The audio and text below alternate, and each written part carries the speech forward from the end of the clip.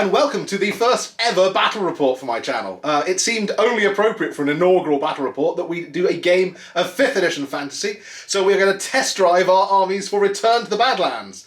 That being said then, we've got the battles book right here. Let's roll up a scenario and see what we're going to play. So, get a couple of d6. Let's see. I mean, it's 1 to 10, so we'll ignore 3, which would be 2 on this. Secret dispositions. Ooh, okay. I'll cover what that involves in just a minute. Bye for now. Okay, so, as I mentioned, secret dispositions. For those of you who don't remember, this was the game where essentially you set up a wall between you and your opponent's deployment zone, so you couldn't see what they were setting up, and we couldn't see, and they can't see what you're setting up. I didn't fancy stacking a load of box lids along the middle of the board, although it was quite tempting. Michael is quite tall, and I suspect he'd have been able to see over the top of it. Instead, we went for the map option that the battle book proposes, which is I gave each of us a piece of paper and a pen, and we roughly sketched out a plan of where our units were going to go. And I will show you what that looks like in just a minute. But first things first, in terms of deployment, we rolled on the terrain table to see how many pieces of terrain we got for this game, and we only rolled a 3. So that was only 3 rolls on the terrain chart. That was rolled and came up with a hill, a wood, and a tower.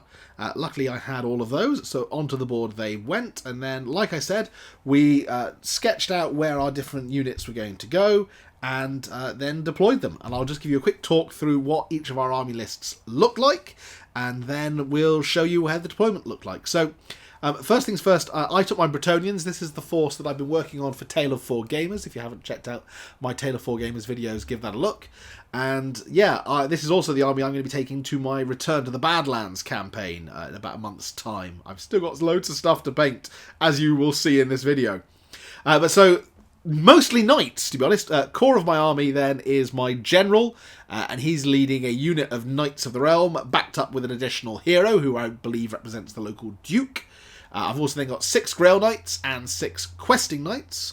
5 Knights Errant who don't deploy in the Lance formation because I couldn't get the full rank on the back edge, so I decided to just do a nice straight forward sort of block of Knights, and we'll see how that goes. 8 Squires, the local lord's Squires. The Bowman of Bergerac, led by Bertrand Le Brigand. A level 3 Damsel, and a Grail Knight on a Pegasus. So that's my army. It's mainly built around sort of hard-hitting combat units in a wedge shape, driving towards my opponent. Mike took High Elves. It's worthy of mention that this is only his second game with his High Elves in about 20 years, albeit this is my first game with my Bretonnians ever. But so he took a mix of models that he's either had since he was a kid or he's picked up on eBay since we decided to come to this. So 2 Eagles. These aren't actually the classic metal Great Eagle models. They are instead the very lovely Lord of the Rings plastic eagles. And I think he was so tempted he may even take a 3rd as a result of this. Continuing the flying circus theme, he has a High Elf General on a Griffin. The infamous Island of Blood plastic Griffin Knight Prince. A unit of Big Lothern Seaguard, another unit from the Island of Blood. 5 Dragon Princes, a level 1 Wizard. Now you might be saying to yourself, why has he only got a level 1 Wizard in a High Elf army, which is, you know, the kings of magic? Well, I mean, the reason is the limits of the campaign as set out in the Back of the Battles book and as detailed in my Return to the Badlands video mean that you only get a level 1 Wizard unless you roll up territories that give you more, and unfortunately he did not. So as I rolled up sufficiently a level 3 Wizard, he's only got a level 1 for this game. So I've got the magical advantage, and you will see how that goes. A unit of Shadow Warriors, because they're just such lovely models. Again, the Sword Masters that you get in the Island of Blood as well.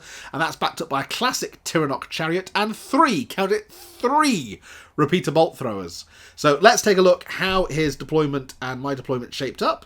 Here we go. So yeah, as you can see, he got the edge of the board with the hill. Stuck a bolt thrower up there along with his eagles, and then kind of roughly 3 sections, the bit with his lord and a couple of hard-hitting units in the middle, and then the dragon princes and the sword masters and the other 2 bolt throwers out on the wing. I, meanwhile, took a look at that gap between the tower and the wood and decided that was the perfect place for a great big knightly wedge to drive down the middle. But I didn't want to ignore that right flank, because I thought it was entirely possible that might be where he put his bolt throwers. I put the questing knights and the knights errant down there, to ride over there and give them a hard time. The Pegasus hero and the Bowman, I thought I'd hide behind the wood on the basis that then the Pegasus hero can't be shot in the first turn and he can fly high and then come swooping down on one of those bolt throwers a little bit later on. Meanwhile, the Bowman of Bergerac, well, it's a wood. The men of Sherwood Forest, it seemed appropriate, really, to put them near a wood. I can't give you a more logical explanation to it than that. So, without further ado, I'm going to hand over now to myself. And, let's take a little look at what deployment looks like. And then we will have a bit more of a chat about what the first turn went right. Okay, so we had secret deployments for this. I'll throw up a map briefly of what each of our planned deployments were. But here you can see I've got the Knights Errant, the Questing Knights and the Damsel out on the flank, facing off against 2 Great Eagles and an Eagle Bolt Thrower. My hero on a Pegasus and Bertrand de Brigand and the merry men of Bergerac behind the wood, ready to reenact Robin of Sherwood. On the other side of the field, the General on the Griffin, a big unit of Lothern Sea Guard and a Tyrannoc Chariot. My massive units of Knights of the Realm, led by my General and the local Baron, here at the centre of the field, backed up by the Grail Knights and the local Baron's Squires, ranked by the other side of the field with 2 more Bolt Throwers, a unit of Sword Masters and a unit of Dragon Princes. And then, just to make things interesting, once more, hiding in the tower top, no giant this time to oust them, a unit of Shadow Warriors, all waiting to open fire on my army when they get the chance to, assuming they get the chance to. So, we've got deployment down. I am now going to kneel and pray to the lady in order to give my opponent the first turn, but buy some respite from those bolt throwers, hopefully. We will catch up with you after the first turn and see how we get on. Oh, blessed lady, please protect my holy knights from those terrible, terrible war machines. Here we then have the High Elf first turn warp speed. I'm going to take this moment just to do a brief mea culpa and admit that we got something wrong. I thought that multi-shot bolt throwers were the same as 6th edition, where it was only the strength modifier that modified armour. In fact, even at multi-shots in 5th edition, the repeater bolt thrower ignores armour saves. I suspect I would have lost slightly more knights than in fact I did during this turn, had we kept that in mind. I am so glad that I prayed to the lady, because every single one of those bolt throwers got to shoot. It had no effect on the first turn of the game at all. In fact, I failed quite a few saves. 2 of the Questing Knights and 1 of the Holy Grail Knights have met their end. Oh, and a Squire, but we don't really talk about that. Yeah, at the end of the High Elf first turn, that's almost no movement. I think they shuffled their feet a little bit, waiting for the Knights of Bretonia to come to them. Everything else has just stayed put and fired at me as best they can. I will have now, of course, returning kind by staying still and just, no, I'm going to go as fast towards them as I can. I'll join you after the Bretonian first turn and we'll see how effective it's been. So again, here we can see the Bretonian first turn going along at warp speed. As you can see, the Squires charged in against the Shadow Warriors hiding in the tower, and everything else just moved towards the High Elves basically as fast as they could. The only thing that didn't go at march move speed was the Grail Knights, because I was slightly concerned that those Dragon Princes would charge me, so I was trying to position myself in such a way that I could get the charge on them, whilst they wouldn't be able to get the charge on me next turn. The next thing that came that was interesting was the magic phase, and we're going to go straight to the audio from that now so you can hear what happened as it happened. Okay, I am going to start off with The Fate of Buna. Or Buna, however it's Chicken spelled. Buna. Yeah, that's what I'm thinking. It's cast on a unit within 18 inches. And what does it do? Well, first of all, I'm going to cast it. Well, yeah, but I would need to know what it does so I can work out if I want to try and dispel it or not. You're not going to, because it's cast with total power. Okay. Basically, I target a unit. The unit takes 2d6 hits at its own strength. Okay. As they basically just start laughing who's to death. casting it? The damsel. Who's she casting it at? That's what I'm just going to work out. It's 2d6 hits at its own strength, no armor save. And it doesn't have to be the closest unit. So it's a question of, is your prince in range? Yep. Or do I cast it on that big unit of spearmen. I think it's tight whether he's in range or not. Yeah, it's tight. Admittedly, the hits would get allocated randomly between him and his griffin. So the griffin would also start laughing, which is quite funny. Yeah, for the reason that it involves a laughing griffin, Yeah. potentially, I'm going to try and cast it on your general. Is he within 18 inches? Let's see. Just in. Death on you! Can we remeasure? Oh, yes! Okay, that needs... just a brief in-game moment. This has to be done. So, you know when you get... And then you cast... And it's literally within an inch in range of your opponent's. And you roll to see how many hits on a 2d6 you get. And the result is... Yeah, let's see how many hits get allocated to the general and how many to his griffin. We'll let you know in a minute. So, at the end of Bretonnian round 1, no combats except for the one that over here, which we'll talk about in a minute. But first and foremost... The general is dead. Yeah. I had just had the most unlucky turn ever, where he cast, what spell was it? The Fate of Boona, Chicken Boona. The Fate of, he cast threw a chicken Boona at my general. And unfortunately he had total power, so my spell shield, which would have reflected it and probably potentially killed his lady, and the destroy magic cards that I was holding could do nothing to protect him. And he rolled 12 for the number of hits, 6 of them against the general, 4 wounds, no save, the general is dead. And also the griffin is dead. The griffin also was killed by 6 wounds, which is ridiculous. I think it's worthy of mentioning the deciding point for me as to whether I targeted your general or the large unit in front of it, which potentially could have been equally as devastating, was the idea that we'd get to see a griffin laugh itself to death. And I was quite happy that he chose the general, because I had all of the magical defences until he had the total power card. On a slightly more positive front for the High Elves, the Bretonnian squires charged the Shadow Warriors in the tower, killed 2 of them, lost 4 of them, and are currently fleeing for the board edge as fast as they can. The Shadow Warriors did not pursue them. We'll be finding out in a minute how much of the High Elf army runs away. Shall we do some leadership tests now? Yeah, go on. Okay, so where do you want to start? You have to test for the entire army when the general dies. Let's start with the Shadow Warriors. Do the Shadow Warriors run away? Yes. Yes! On a 12! The Shadow Warriors run 2d6 inches out of the tower. We'll away. move them all in a minute. Okay. The camera. These ones. Dragon Princes are fine. Sword Masters. Fine. Bolt thrower number... Oh, Wizard. Wizard. Fine. Bolt thrower number 1. Fine. Bolt thrower number 2. 8. Fine. Ooh, what's the leadership cover? Is it 8? Ah, okay. These would... Spearman. Very, very fine. Chariot. Fine. This is Bolt nothing's thrower. going to run away now. Oh, Yeah, Bolt thrower's going to run away! Eagle 1. 7. I don't actually know what an eagle's is, but I think it's quite high. Leadership test of an eagle. Leadership value of a great eagle. We'll just quickly check that. Check. Monsters. Eagle 8. So he's fine then, yeah? Yep, and last eagle 7. It's also fine. So the only thing that's running away is 1 bolt thrower and the Shadow Warriors. I'll take it. That's not too bad. Okay, so the bolt thrower running away. 8 inches. And the Shadow Warriors. 10 inches. They are getting the heck out of dodge.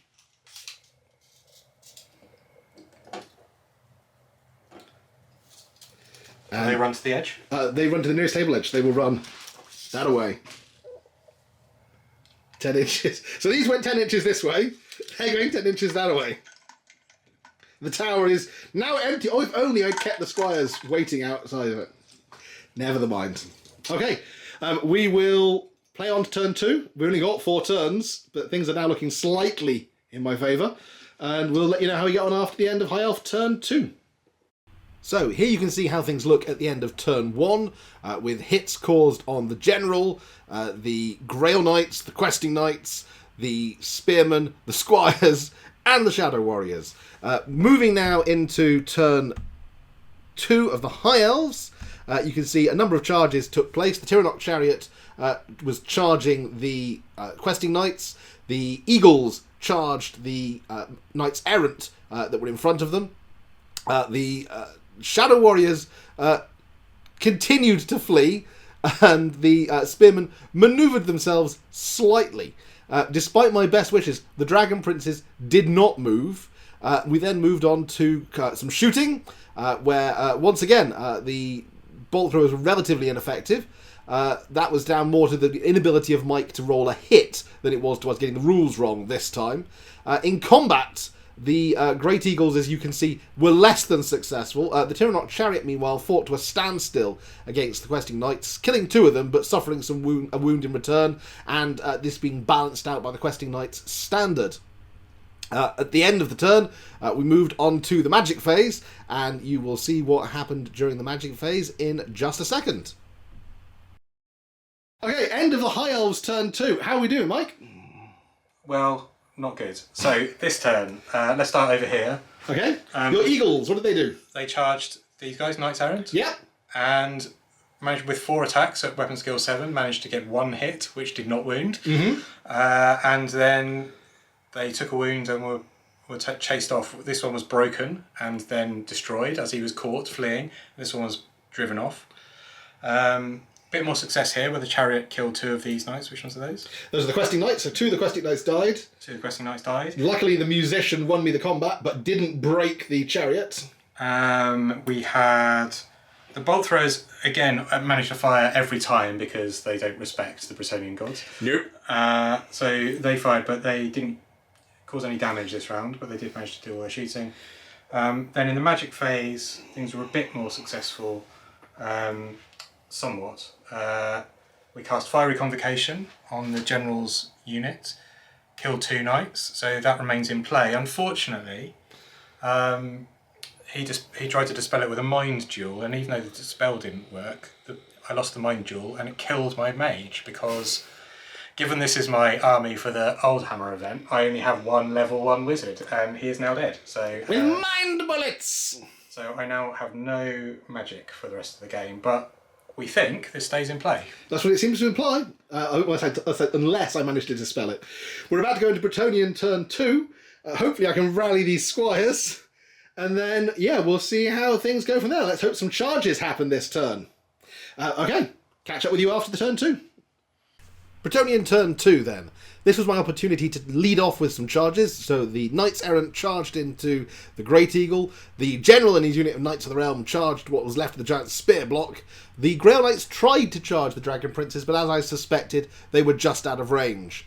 There was again an attempt to rain shots down on the bolt thrower battery by the Bowmen of Bergerac.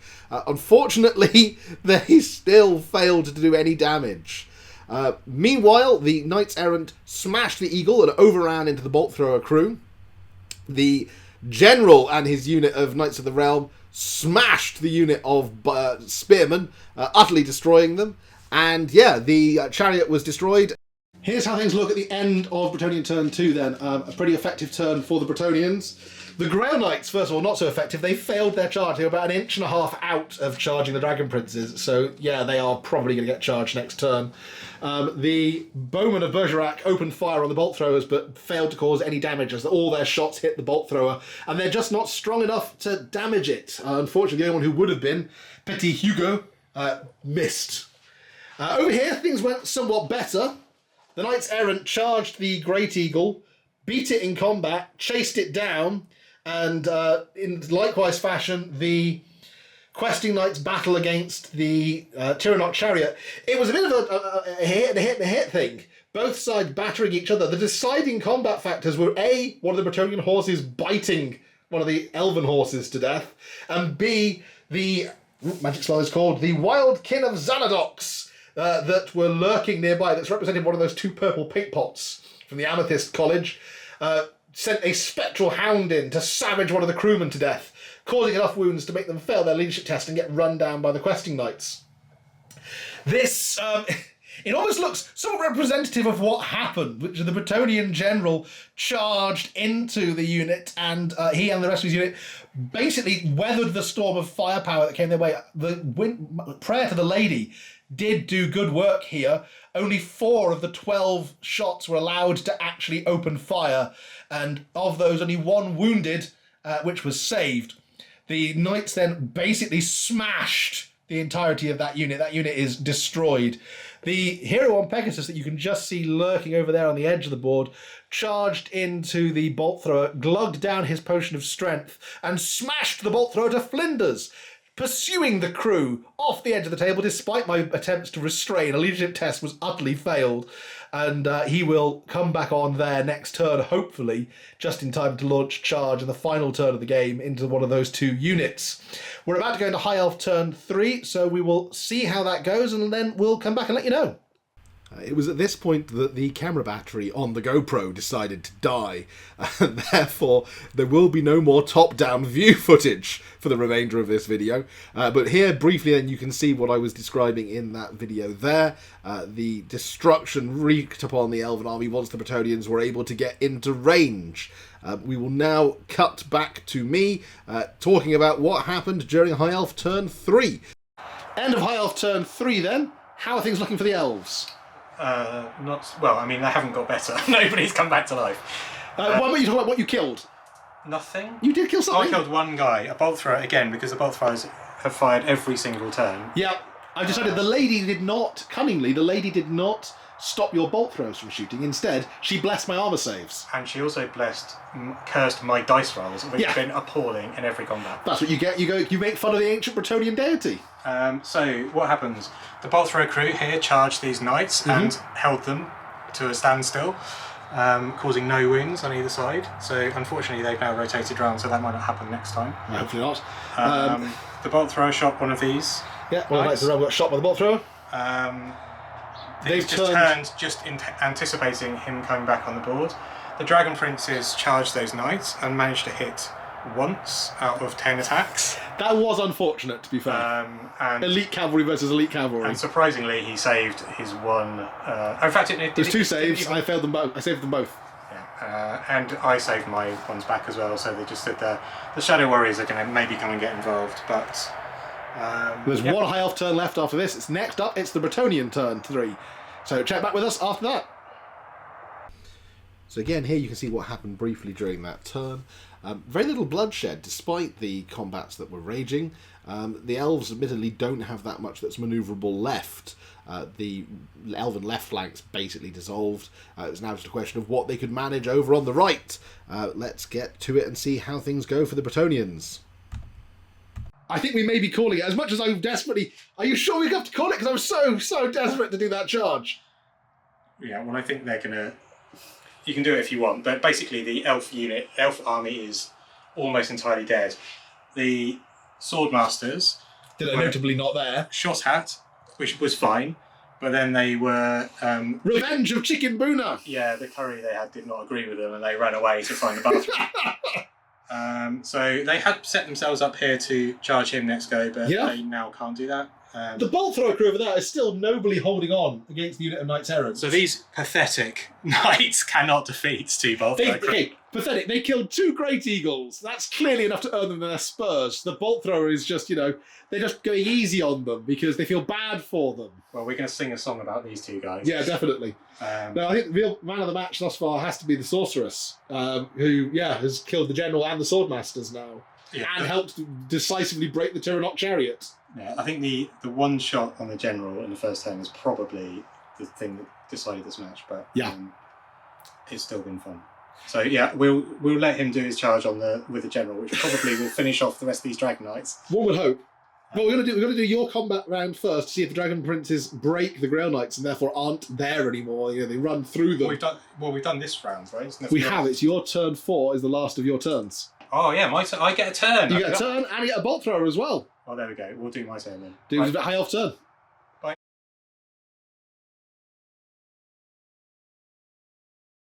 End of High Elf turn 4 then, the last High Elf turn. There's not going to be a Bretonnian turn 4. Here's why. Do you want to talk us through it, Mike? Well, first of all, over here, the bolt thrower crew... They held on a long time. They weren't killed in the combat, but they did fail their leadership test by 1 and were run down.